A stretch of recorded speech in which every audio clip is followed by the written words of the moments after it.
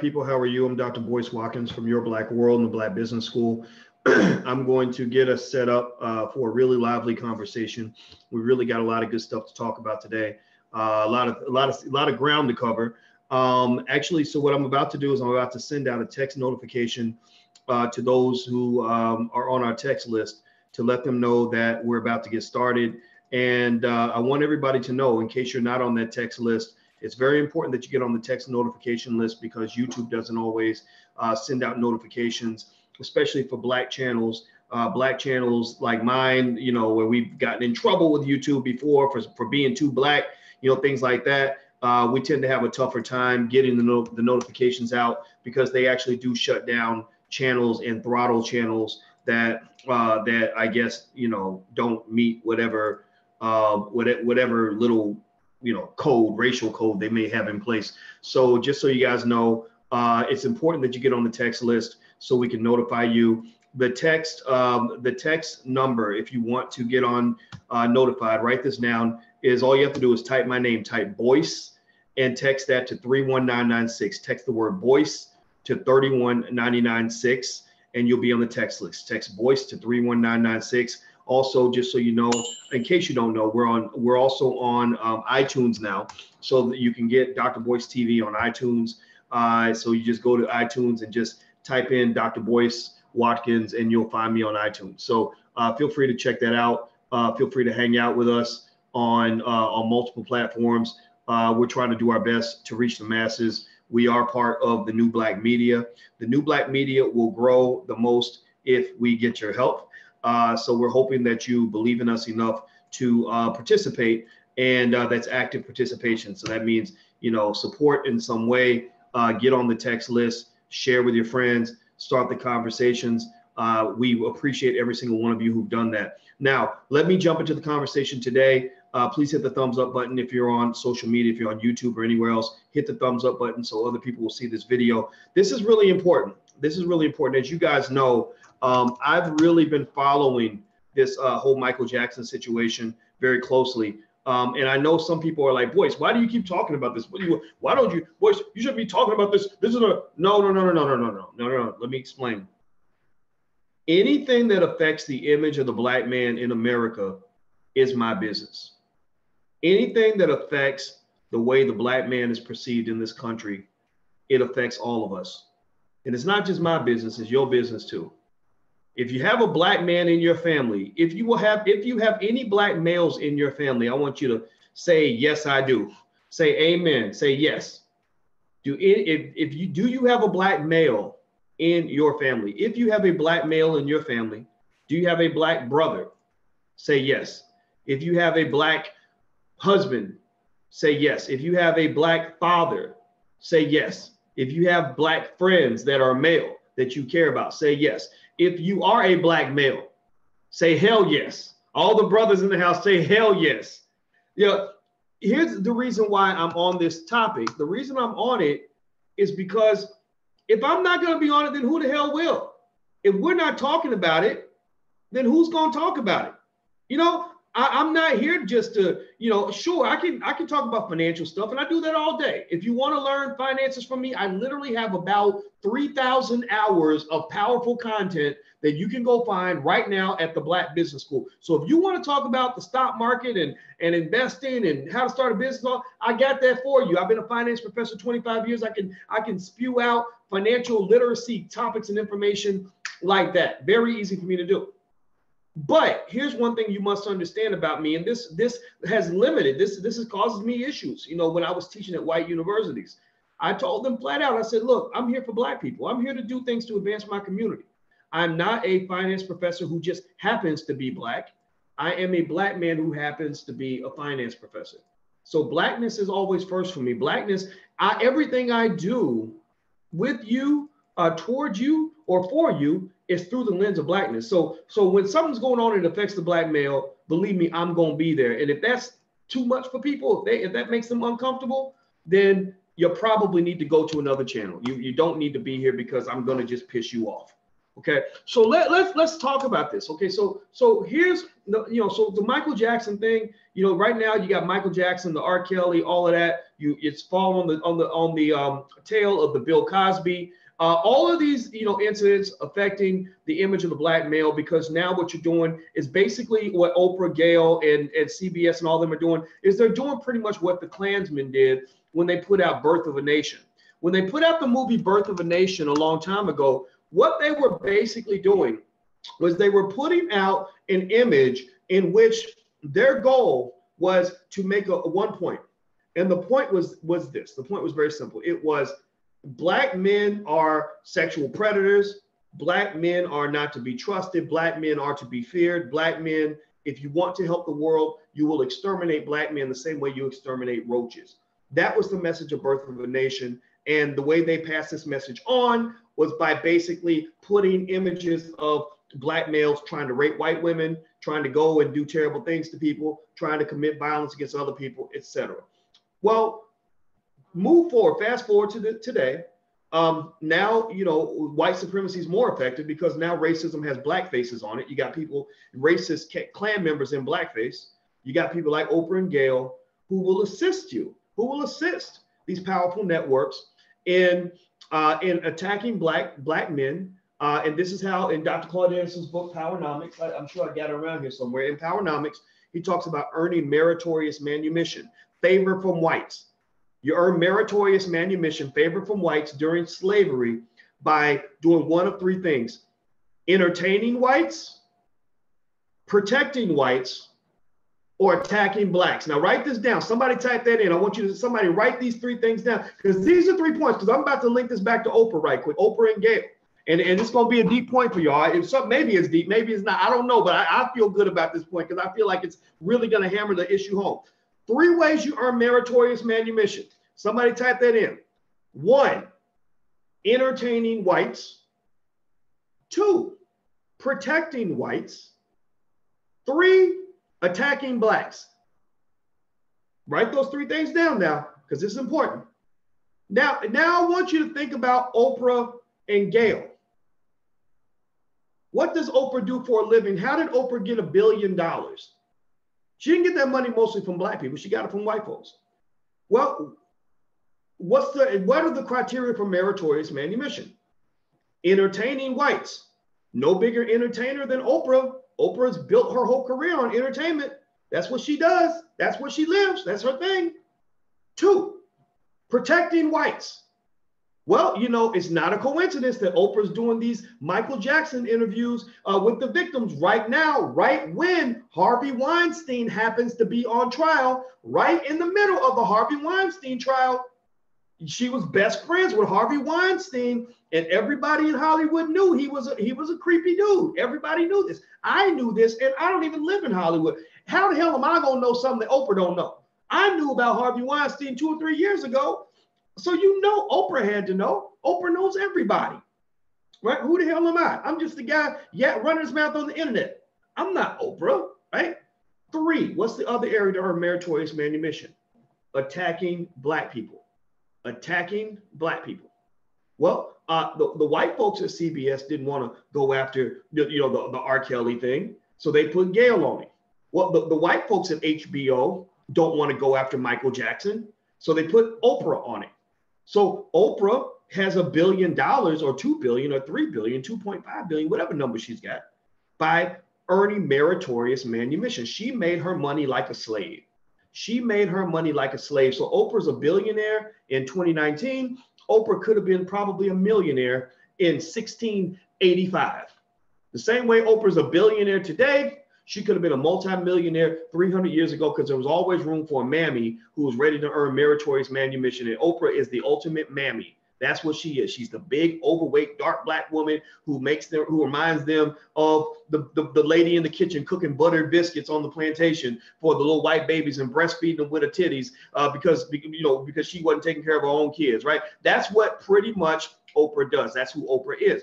Now, digging deeper into that, please hit the thumbs up button. If you're on YouTube, please hit that thumbs up button. We need you to hit the thumbs up button right now. Please, please, please do that. Very, very important.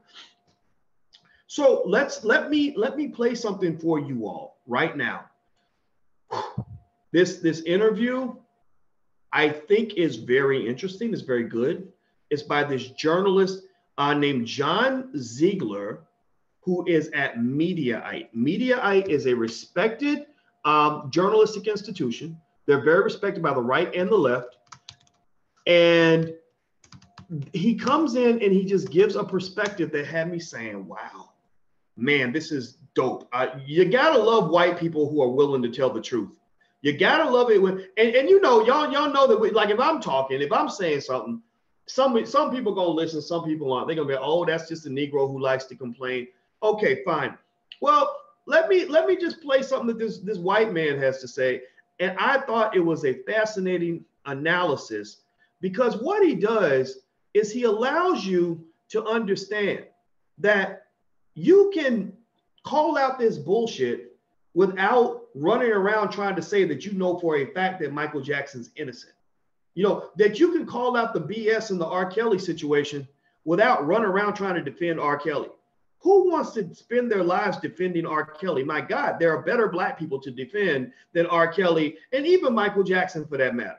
Everybody knew Michael was weird. That was part of his MO. But at the same time, the guy makes some very, very good points in this conversation. Now, what I'm trying to do is get this video. I downloaded it onto my computer. I'm gonna see if I can make it play on my computer. If I can't make it play on my computer, I'm gonna play it straight off the web.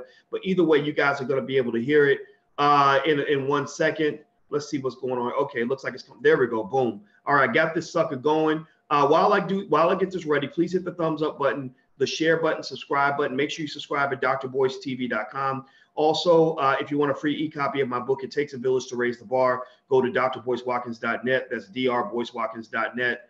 And also, if you're ever driving to work, you're on your way to the plantation, and you want to hear some intelligent Black people talking, we are on iTunes now. So I want to make sure everybody knows that. All right, so here we go. This is from Glenn Beck. And I don't even know if I'm going to get in trouble from a copyright standpoint for playing this, but I'm willing to take a chance because, damn it, man, this guy, I like what this guy was saying.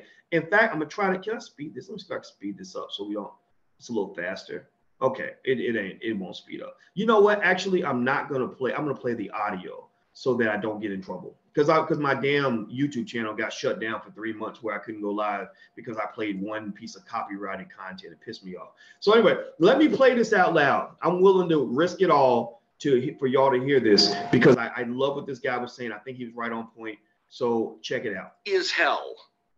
And Wait, listen. Michael Jackson could be guilty as hell. And HBO's leaving Neverland would still be unfair. Those are the words of John Ziegler. Welcome to the program, John. Glenn, I'm going to put ever unpopular on my business card. That's what you need. That's what you need. So, John, I actually, I know this article, when you read it, you thought, yeah, everybody's going to disagree with me on this. But we actually don't. We've watched this, and I think, in reading your article, I think you would agree. Most likely these guys are telling the truth. Most likely this guy, Michael Jackson, did this to these kids and many others, but he's not around to defend himself, and we're just presenting one side. This is dangerous. That's why I wrote the column. However, that column was written a couple of days ago, and I'm not sure I would write the same column today because I am quite sure that one of the two guys in that HBO quote unquote documentary, Wade Robson, is not telling the truth. Really? And let me put it this way. If he is telling the truth, then we might as well throw away the entire judicial system because there is absolutely positively no way for an accused person to defend themselves because the Wade Robson story is on paper is a complete joke. And I purposely went into watching the Neverland movie. I don't want to call it a documentary because it's ridiculously one-sided, even if Jackson is guilty. Let me just say, I hate this subject, Glenn. I hate being the person that has to stand up and say, wait a minute, but no one else wants to do this. And I mean, you said ever unpopular. That's even with my own wife. I mean, my wife is furious at me on this one. But I'm telling you, the Wade Robson story, my dog and his son is not Michael Jackson. I don't care about Michael Jackson. I care about the truth. And I really, really care about the rules we're creating for how we evaluate these kind of stories, because that is radically changing in a very dangerous way. And if the Wade Robson story is allowed to stand, then I seriously, Glenn, I do not know how a rich, famous person is able to defend themselves against any allegation, because I have evaluated these kind of stories for years now, and this one is the most inexplicable that I have ever seen. Why do you say that? Why do you say that? Well, because, in all seriousness, again, he could be telling the truth, but if he is, then on what basis would any story ever be discredited? I could talk to you for hours about this, but let me just give you a couple of highlights. I mean, here's a guy who, I'm forgetting about the fact that at 12 years old, he testified in a civil complaint that Jackson never did anything to him and he was the greatest thing ever. I'm discounting that, okay? He's 12 years old and supposedly still being abused. But at 22 years old, as an adult celebrity, okay, people need to understand, he's a celebrity. This is a guy who allegedly broke up Britney Spears and Justin Timberlake because he had an affair with Britney Spears. Now, right there, that's confidence, folks. That is not consistent with what we're told is a sex abuse victim. This is a worldly guy at 22, in the midst of a massive criminal trial. He is not just a witness for Michael Jackson. He's Michael Jackson's first defense witness. I know Michael Jackson's attorney, Tom Mesereau, very well here in Los Angeles. Tom Mesereau is a brilliant guy. He believes Michael Jackson is innocent. I do not know if he is or not.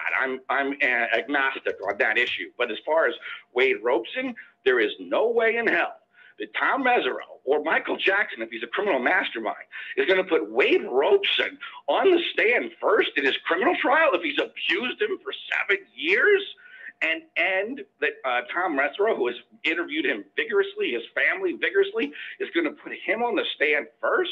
This is the testimony, which was vigorously defending Jackson, is only one of 1,000 data points that continue well after the trial and well after Jackson's death, that Robson was never abused. After Jackson dies, Robson issues one of the most ebullient pro-Jackson statements I've ever heard anyone give. He's the greatest human being that's ever lived. He writes a chapter in a book eulogizing Michael Jackson. He attends his funeral. And then it only shifts immediately after, when Michael Jackson is dead and Robson loses out on the job to choreograph a Cirque du Soleil Michael Jackson show in Las Vegas. Did y'all catch that? Did y'all catch that? See, I know I caught it, because I'm going to tell you, I'm a finance professor. You know, I've been teaching finance to college students for 25 years, so I know finance very, very well, and I know money very, very well. I know, and also my expertise was financial psychology.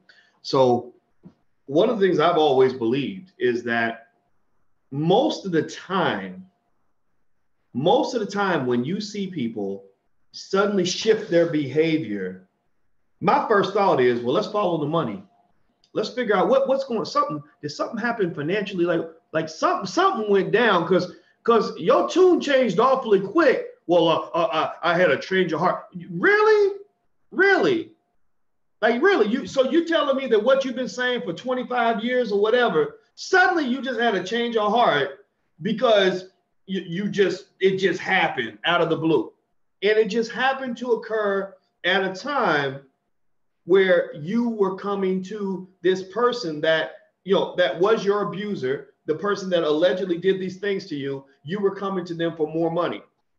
So what you're basically saying is that either you're not telling the truth, or you always just have some sort of internalized gentleman's agreement where it's like, look, I'm okay with everything that has happened as long as you keep on paying me. And the minute you stop paying me, then I'm going to go out and I'm going to scream victim.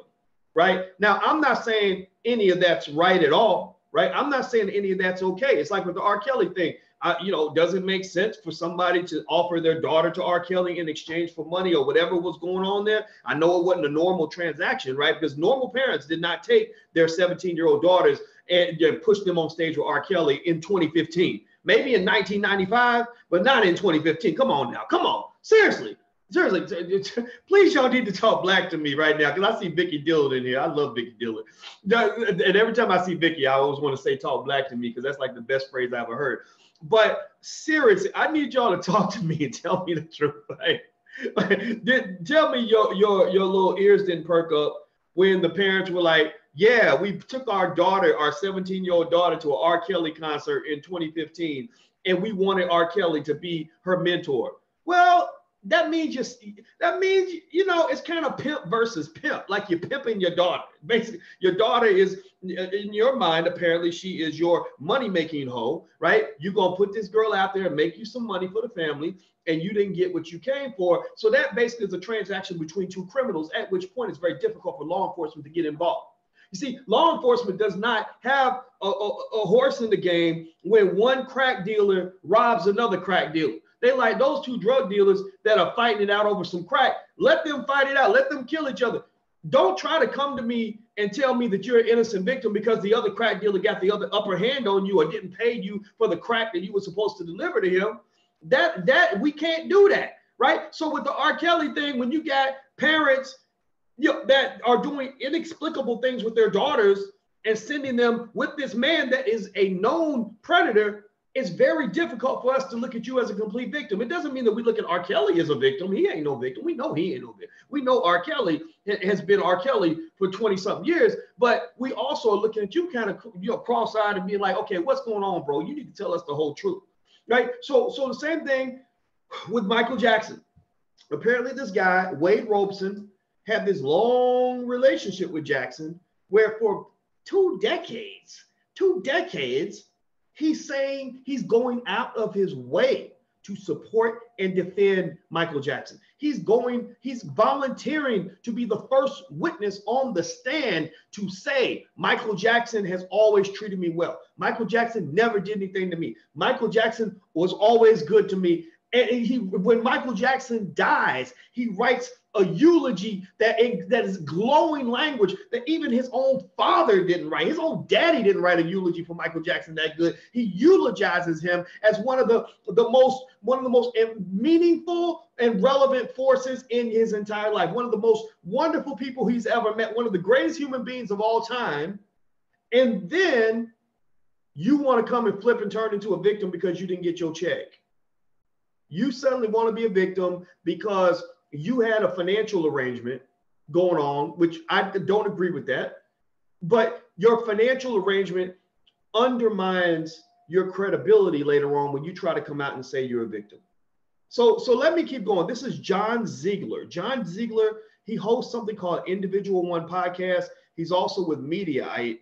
And I think he's making an excellent point. And what I like about Ziegler's analysis is it fits into the lane that I'm in. I'm in the lane where I don't even like having to go out and defend somebody that I think might have done something wrong. I don't even want to be in that category. I don't want to talk about child molestation. I watched a few minutes of the Leaving Neverland documentary, and I told my woman, I said, I can't watch more of this. This is gonna make me sick. Like I'm gonna be sick. I can't, like a normal person can't hear stories about children. Did anybody watch any of that? Did y'all know what I'm talking about? Did y'all see any of that? Like the R. Kelly documentary, you're just kind of watching it like, oh, okay. Oh, I get it. I see what's going on here. Right. It was easier to watch, but with the Michael Jackson one, it was just the most disgusting shit you've ever seen in your life. Like, they were talking about Michael would tell me to spread my butt cheeks. And I'm just like, I don't want to hear about no baby spreading their butt cheeks, man. Come on.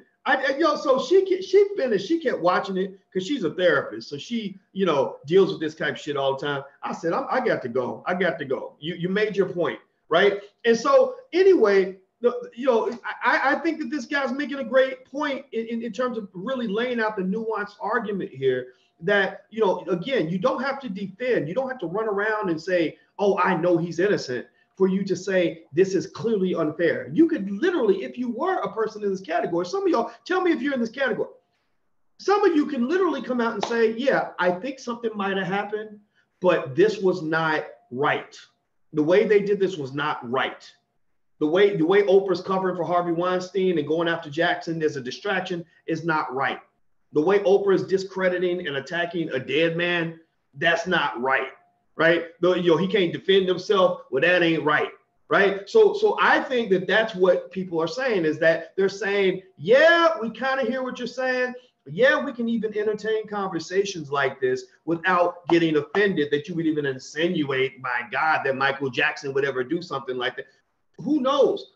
What we're saying is this ain't right. This ain't right. So let me play more of what he said, and I'm going to analyze some pieces of what Mr. Ziegler said. Hit the thumbs up button, please. If you're on YouTube, please hit the thumbs up button.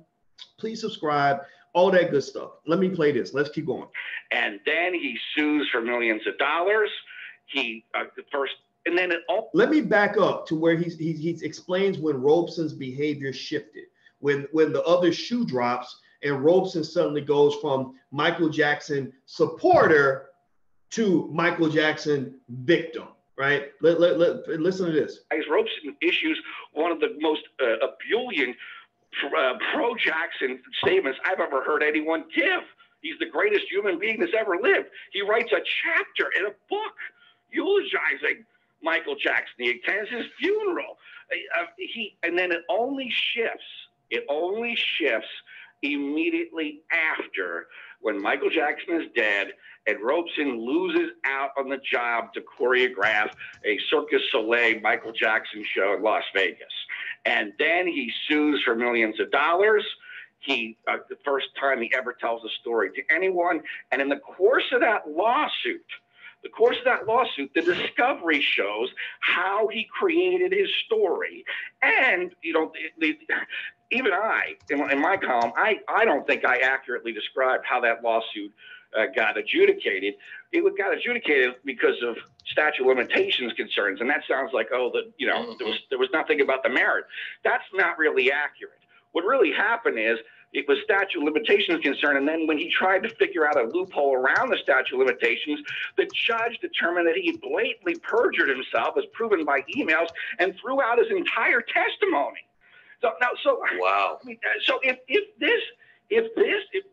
So listen, did y'all hear that? Did y'all hear that?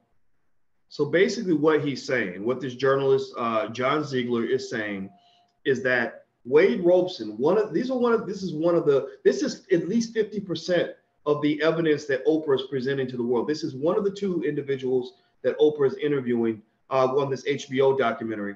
Wade Roberson, when he tried to sue for millions of dollars after he didn't get the job with the Cirque du Soleil thing, the Michael Jackson thing, he went and he sued for millions of dollars, and the judge threw out his case because the judge said, you are a motherfucking liar.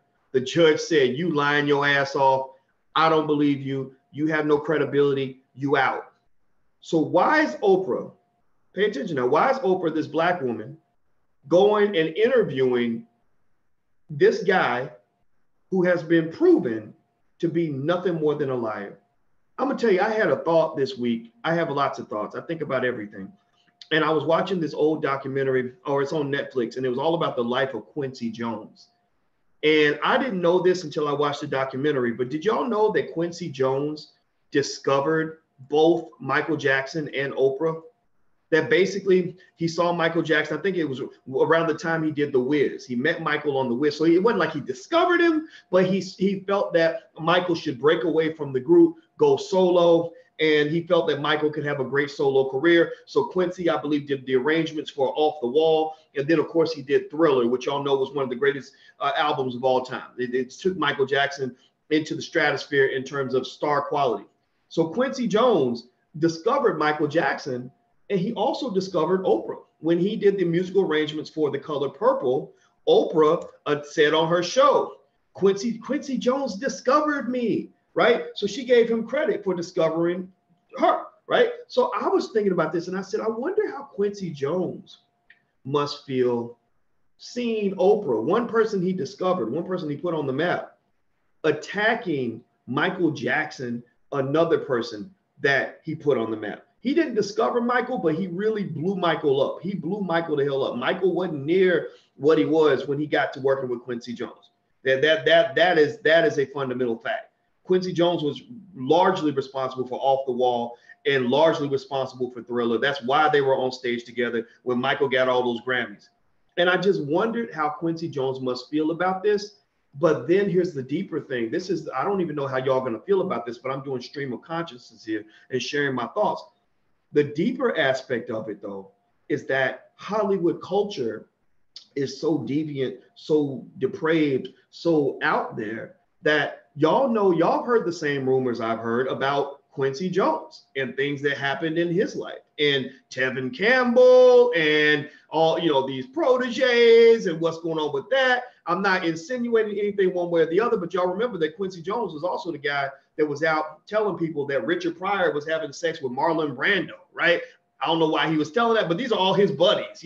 When there's a scene in the documentary where he's inviting all his important friends and he's inviting in Brando and all that. So it's just kind of strange that it's almost like some of these conversations. And Tupac, y'all remember Tupac? Tupac slipped and made a comment about Quincy that was kind of interesting. I'm not even gonna repeat it because I ain't trying to mess up nobody's illusions. We get these fantasies about famous people, and Black people, we start to worship these celebrities.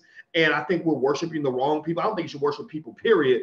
But, come on now. What happens is they go to Hollywood and they get around, these elites, these wealthy people, these, the Jewish community, etc. And they start picking up these strange habits that involve drugs and strange sexual habits and everything else. And that's where you have, like Corey Feldman has said, the entire pedophile rings in Hollywood.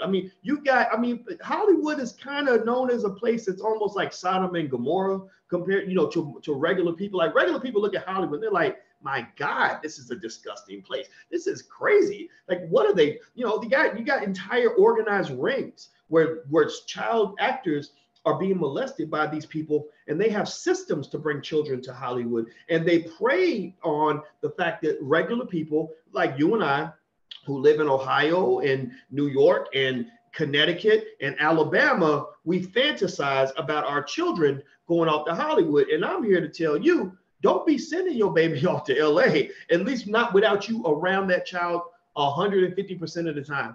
I wouldn't even let my child go to one single birthday party without me being there, because there are rings where Corey Feldman did a documentary called An Open Secret. See, I bet that's an interview Oprah will never do. Oprah will never interview Corey Feldman. Corey Feldman got the real juice on Hollywood. Corey Feldman has blown the lid off everything. A lot of these people are friends of Oprah's, and Corey Feldman has basically brought out the whole story of how they have organized pedophilia rings in Hollywood. And I know this for a fact. I knew somebody who sent their child out to LA because they were excited because he was singing in the church and he was a good singer. And one of these groups, a black group, I'm not going to say which one. This black group took him under their wing and took him out to LA, and he got to go on tour. And his mama and his dad, everybody's bragging like, oh, he's on tour with blah, blah, blah, blah.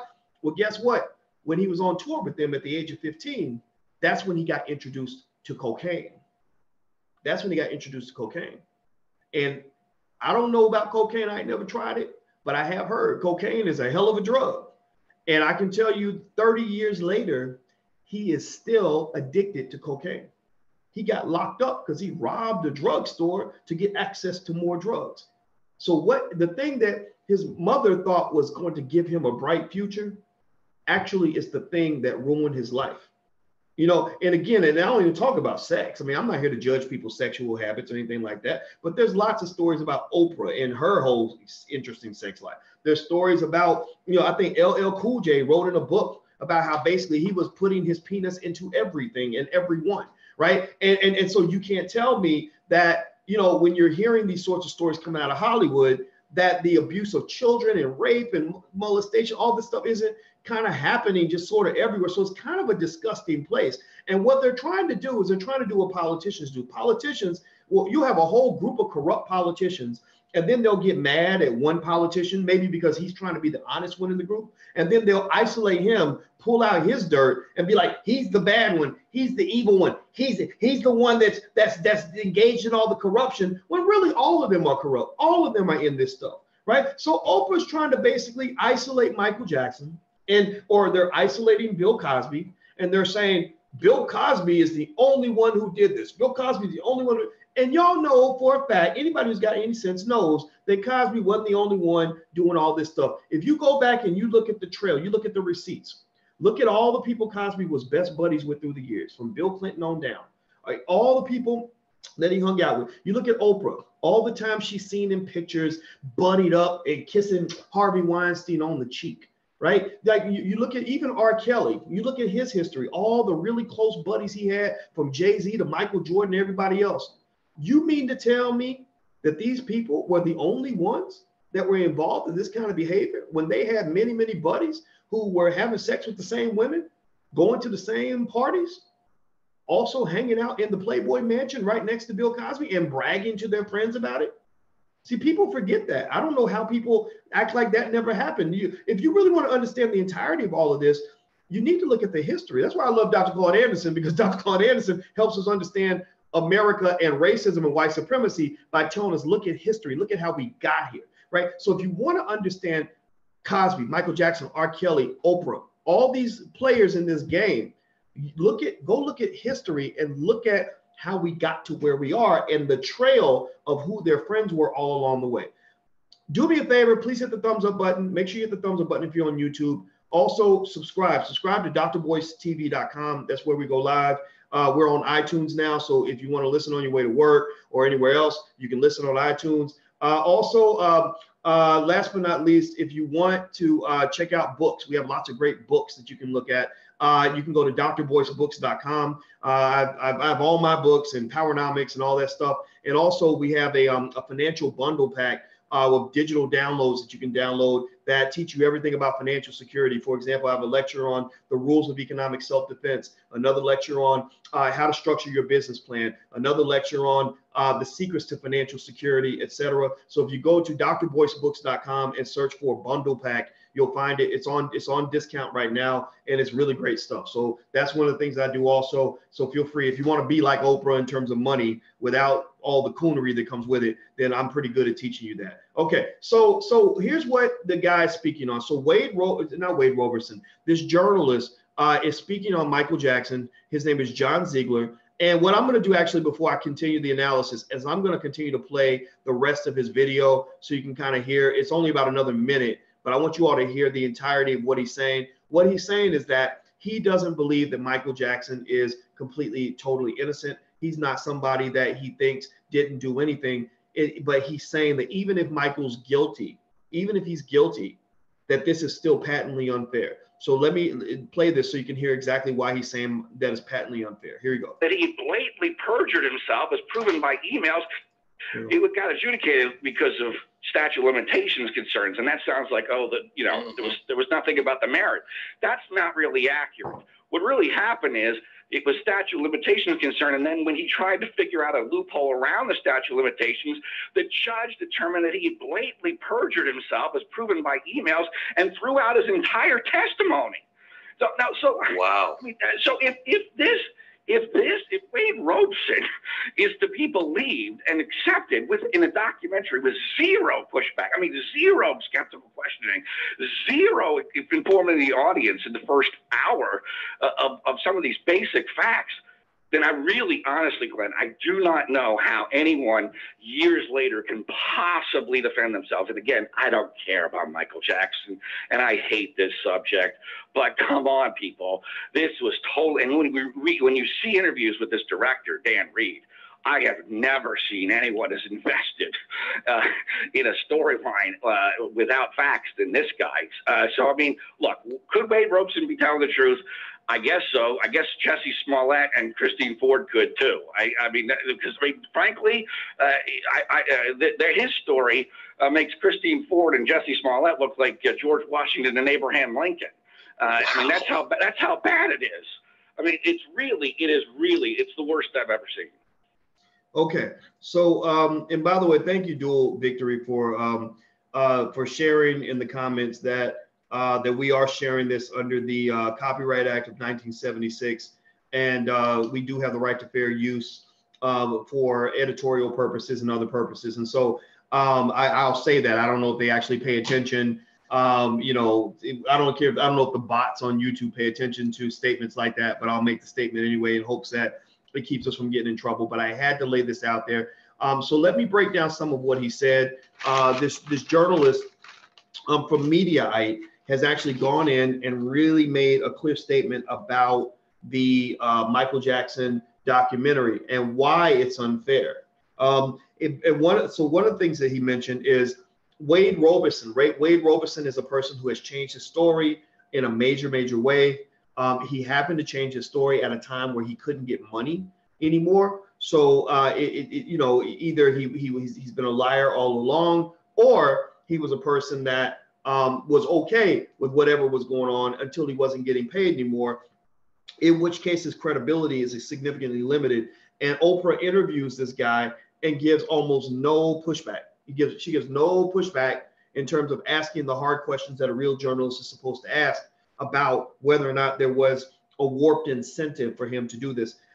He mentions that Robson's story changed once Robson tried to get a job from the Michael Jackson estate. He tried to head up something that involved Cirque du Soleil, which was, I guess, part of the Michael Jackson estate or Michael Jackson's project, and he got denied. So that's when he said, okay, I'm going to go and I'm blackmailing you. I'm going to go out here and I'm going to go get, you know, destroy you, ruin your image because you didn't give me what I wanted. He also mentioned a point that it doesn't matter if Michael Jackson's guilty. Even if he's guilty, this is unfair. A large part of the reason that he says it's unfair, which is absolutely accurate, is that a dead man can't face his accusers.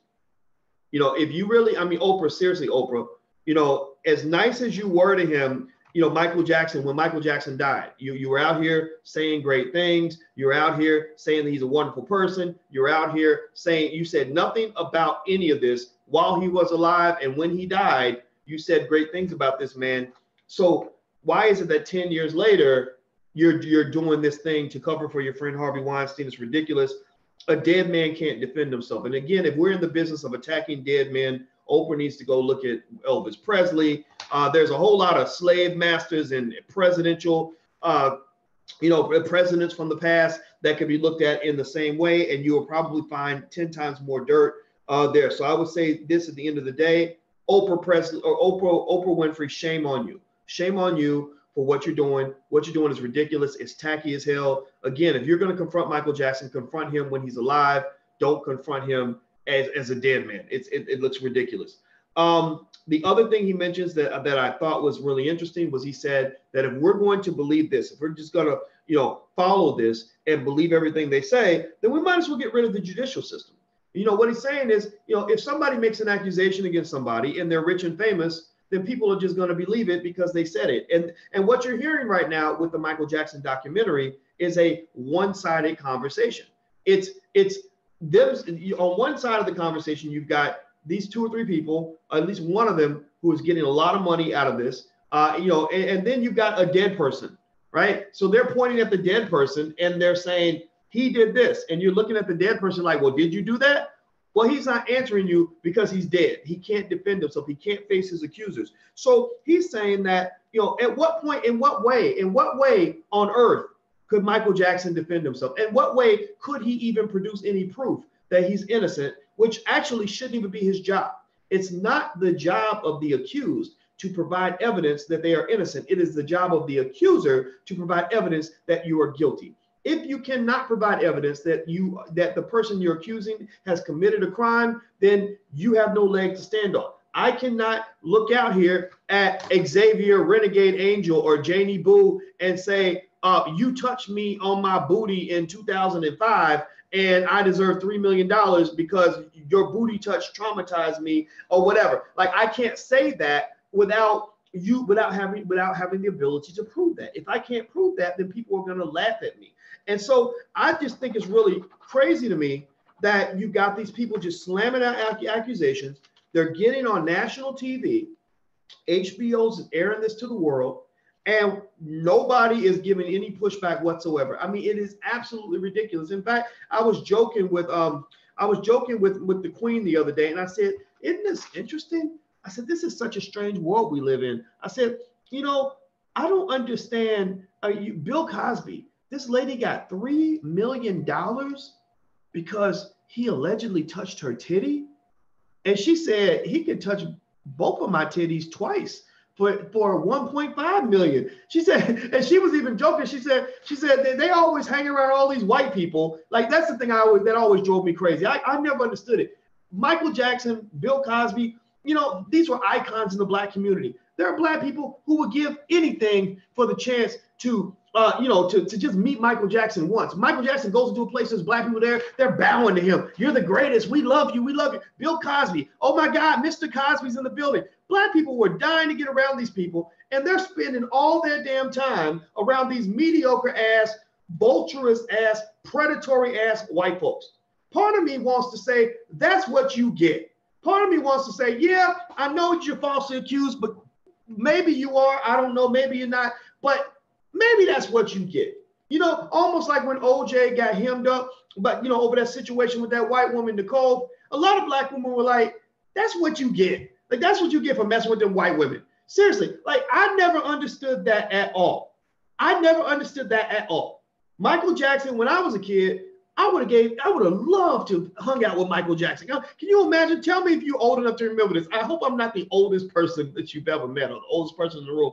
Tell me if you remember a time where you would have loved to have met Michael Jackson, loved to have hung out with him, right? Tell me. And so I remember thinking that, and I remember I was thinking, why is he always around these damn random ass little white boys? Like why not hang around some of your own people? Again, I mean, if he was a molester, then maybe we wouldn't want that. But still, same thing with Cosby. You got all these white women lining up, trying to get money out of your ass. You making out multi-million-dollar payments one by one. These are mediocre, average-looking white women. Half of them addicted to crack. Half of them used to be hookers. And you're spending more time around them than you're spending around your own people, even your own wife. What is wrong with you, bro? Like, who told you were white? That's the problem. That's what it was. Nobody told Bill Cosby that, you're still Black. You're still Black. He never got that, right? So Bill Cosby is out here running around doing the O.J. Simpson thing with all these ugly, mediocre white women. Y'all see the one, y'all know I'm talking about, Andrea Constand. She looks like a dude. She really looks like she's got a chiseled face and peculiar muscles and broad shoulders and a big Adam's apple like this big, and it looks like she could she could go try out for the Dallas Cowboys next week. And I'm sitting there like why is this shitty ass terrible person, why is it that she was able to spend 10, 15 years running around telling all her friends, oh, I know Bill. Oh, that's just Bill. Bill is my buddy. Let me go to Bill's house. Let me call Bill. I'll get Bill on the phone. Seriously? He's one of the greatest power brokers in the entire Black community, one of our most established and esteemed icons, a walking institution for many of us. We loved him to death for the Cosby Show and everything else. And you got average ass white women with Adam's apples who are hanging out with him like he's just a piece of shit ass dude down the street. Seriously. So again, I didn't understand that. And also I will say that only white women are entitled enough in their minds to really feel that they deserve $3 million for a titty grab. Black women, I want to make an indecent proposal to you right now. If one of us on here, now I don't want to say me because I don't want to sound creepy, but if I offered you $3 million to grab your titty right now, would you take that offer? Would you take the money? If I just say, I'm just going to grab them real quick. It's going to be like a 3-second squeeze. I'm going to squeeze like that. But as soon as I do that, the money will be in your PayPal account by 2:00 this afternoon. How many of you would take me up on that offer? I know that sounds creepy. I know that sounds weird. But if I ask you, as Shakira, Miss Faith, I would never do this in real life. I would never do this without your permission. I need your permission, but I got $3 million. I got three M's in the bank account that I'm gonna give you to let me just take a good squeeze, and then we're done. Would you take that offer? I see yes. I see 3 million, no comment. Right. So I'm just trying to understand. I swear to God, I'm just keeping it real, just telling you what my real thoughts are. Half of these are probably politically incorrect. I'm sure somebody's offended by these thoughts, but I have to ask that question. I'm like, only white women can get to the point where they really believe they should get $3 million for a titty grab and still not be satisfied, still feel like there should be more. I didn't understand that. And also at the end of the day, there was no evidence on Bill, and that's why Bill should not have been convicted, even if you think that he did it. So anyway, I don't want to go into this too far. Here I am offering money for titty grabs. I'm sure that's going to come back to bite me in the ass. It don't matter. I work for myself. So people don't like it, I say fuck them. So do me a favor, everybody. Please hit the thumbs up button. Hit the thumbs up button. Please hit the subscribe button at drboycetv.com. Make sure you subscribe. If you want a free e-copy of my book, It Takes a Village to Raise the Bar, go to drboycewatkins.net. That's drboycewatkins.net. And I want to say to the ladies in here that, again, I will not be grabbing any titties because number one, I want to hold on to my money. And number two, I have a woman who would probably be a little bit upset if I was out here grabbing titties for a living. And I ain't trying to get hemmed up in the Me Too era like Mr. Bill Cosby, grab my balls for $3 million. That's funny. Okay, so here's the thing. I'm looking at this. I was looking at my notes. Okay, so I covered everything. I don't have any more thoughts to share on this today. I just want to say definitely for sure, one of the things that men especially have to understand, but everybody should understand, is that you do live in an era where you have to be thoughtful about who you lay down with, who you sleep with, who you interact with, who you engage with. We live in an era where a man, especially a black man who is accused of anything, is going to be seen as guilty, not even if he's proven innocent. He's going to be seen as guilty because he's black. That's the way it's always been. That's the way it's going to be. So if you're on the corporate plantation or you're out here doing whatever, brothers, be cautious about who you're laying down with. You can't go lay down with anybody just because they look good, because people can come back and just make stories up and say things and do whatever. And what has been basically happening is that they've taken male sexuality, male heterosexual behavior, and they've outlawed that. They literally want men to castrate themselves and hand your testicles over at the door, because anytime they find out that you've been using your penis, even when someone asks you to use it on them, and if they work with you or do business with you, they can then have the power over you to paint a story of you as a predator, even though there's no evidence that you ever assaulted anybody. It doesn't matter. The proof does not matter. Truth does not matter. It's all about perception, and people are trying to shape these perceptions. You don't believe me? Tell me about any example. Tell me about any white woman who is very prominent. I'm talking about Oprah Winfrey level, who is right now being taken down for sexual behavior. Tell me any white woman who's been taken down because she's a super slut. Or tell me about any white woman who's being taken down right now and being destroyed because she's going around offering sex to directors so she can get movie parts. Tell me, because seriously, I mean, if you are an executive and you say, hey, I'll put you in the movie, just give me a little ass, right? We know that's all kinds of wrong. Even I feel like that's wrong, right? But if you are an actress who says, I'll give you some ass if you put me in the movie, nothing happens. Nobody punishes people for that. Nobody calls that out. So I'm here to just simply say that if you're going to call out one half of the transaction, why aren't you calling out the other? If you're going to call out the man for offering opportunities for sex, why wouldn't you call out the person who offers sex for opportunities? It's all the same thing. It's all the same transaction. It takes two to tango. Usually when two people are having sex, it's because two people agreed to do it, right? So why is it that you're punishing one side and have been giving the impression, the false impression, that the whole sexual transaction took place because one person demanded it, one person forced it, and you assume that that's always true because that one person happens to be the man? Well, you're doing that because what you're seeing right now is a gender war amongst white people. Oprah and Gayle, they have long held issues against black men. Why? Well, because when they were little girls, there were black men who did inappropriate things to them. There were black men who hurt them or disappointed them. So for most of their life, they've had an issue with the black male.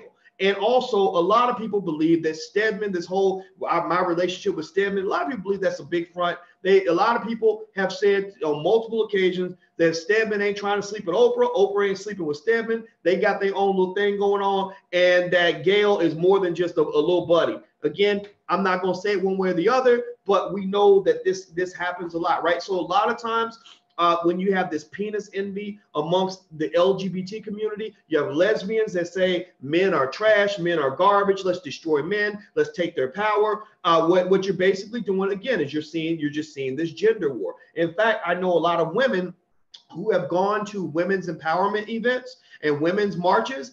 And one woman told me, she was a heterosexual woman. She said, I ain't never been hit on more than I got hit on when I was at the women's empowerment march. And I was getting hit on by all these lesbians who were trying to basically say the same shit to me that men say, right? So it's a competition. That's what it is. It's a competition. And the goal is to destroy the enemy. The enemy has become men, right? Again, what's the evidence? The evidence is that if you look at the entirety of the whole Me Too era, the whole Me Too movement, name me 5 prominent women. I can name you probably about 40, 50 men.